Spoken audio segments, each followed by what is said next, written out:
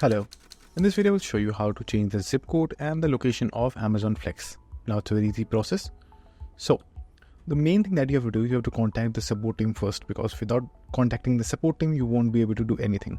And in order to even change this, you will need to do at least 1 to 2 deliveries in your particular region that you selected while creating your account. Now once you have set up all of those, and if the support team have given you the permission, or you have given them the exact information from where you want to change the location into or the zip code, either they will do it themselves or you have to do it yourself. So if you're going to do it yourself, these are the steps that you have to follow, as you can see right over here. So open the Amazon Flex application, launch the Amazon Flex app on your smartphone, then go to the settings option, then tap on the menu icon which will be at the top left hand side corner. Click on, after that click on account, and then over there in the account section click on edit delivery region.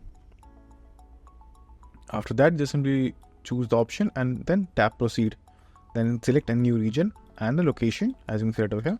And after that, once you're done with the new region and location, and just simply confirm the location setting, then click on save or confirm whichever option is in front of you.